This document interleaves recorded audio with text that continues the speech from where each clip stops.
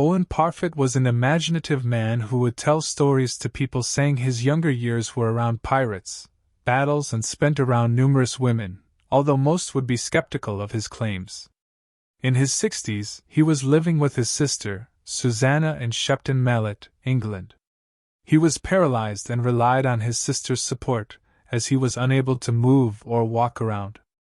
One warm evening, his sister had carried Owen outside onto her front porch so he could sit there and enjoy the sunshine, and Susanna then went back inside her house.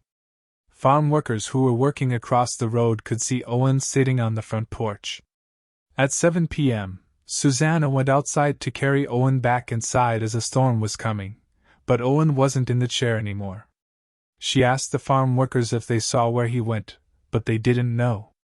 The farm workers had been working close to him, so would have seen or heard if Owen had gone off or had been approached by someone, but no one had seen anything, and he couldn't have gone off by himself because he was paralyzed. The area was then searched by Susanna, the farm workers, and their neighbors, but no trace of Owen was ever found. On the chair he had been sitting on before disappearing, his great coat that he had been wearing that day was found folded on top of that chair, and, eerily, he had only been missing a few minutes before his sister noticed he was gone.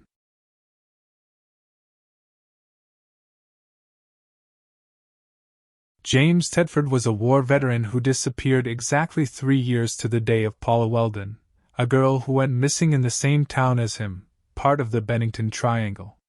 He had been living at the Bennington Soldiers' Home. On the 1st of December 1949, he had been in St. Albans visiting his family. He was then taken to the bus station to get the bus back to Bennington, where he lived. James was seen by witnesses getting on the bus, and he was seen by other bus passengers during that journey sitting on the bus. At the last stop before Bennington, passengers saw him still sitting in his seat, but between that last stop and the stop at Bennington, James Tedford vanished, and in the empty bus seat where he had been sitting lay an open bus timetable was lying on the seat. Also, all of his belongings were still in the luggage rack. No trace of James Tedford has ever been found.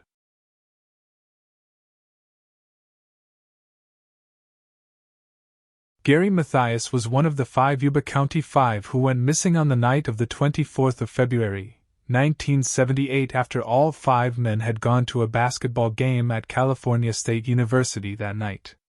All 5 men had either intellectual disabilities or psychiatric conditions.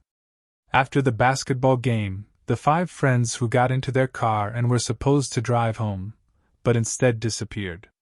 Several days after they had gone missing, the group's car had been found abandoned in Plumas National Forest in California. Investigators found the car was in good working order, so they didn't understand why the men hadn't used it to drive home or why the car had been abandoned. Once the snow melted, 4 of the men's bodies were found in June 1978, 20 miles from where their car had been abandoned. 3 of the bodies found were only bones. The 4th body was found in a trailer in the forest, and it was found that he had been alive for 3 months following the group's disappearance. It was found that he had starved to death even though there was around a year's worth supply of food and enough heating which was close by to the trailer. The 5th man who was never found, Gary Matthias, had been in the army in the 1970s and had later been diagnosed with schizophrenia. Gary Matthias' shoes were found in the trailer where the 4th body had been found. Since then, no trace of Gary Matthias has ever been found, and to this day, investigators have been unable to determine why the 5 men had ended up in that forest instead of driving home that night.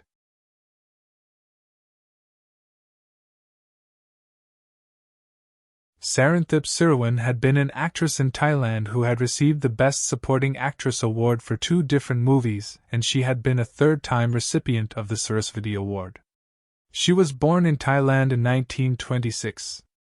On the 3rd of December 1987, Esther Sirwin was in the middle of filming for her role in the movie called Ichu Ku Piu Pa.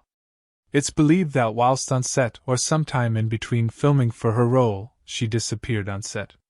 Since then, no trace of Esther Sirwin has ever been found.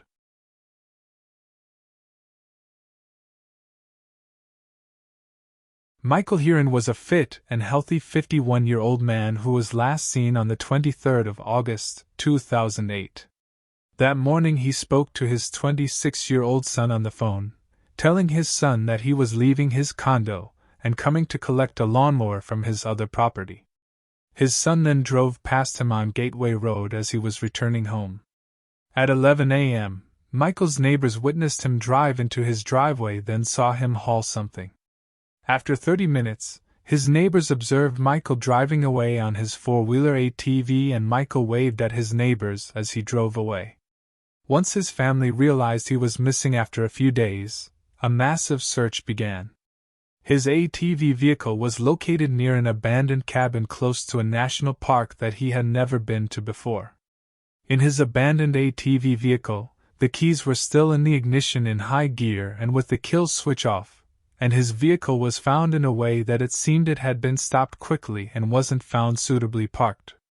None of the other searches ever found any trace of him, or any clue as to what happened to him, and his sons have said that he was a family man, who had been looking forward to having grandkids and was happy and never depressed. No trace of Michael Heeren has never been found since.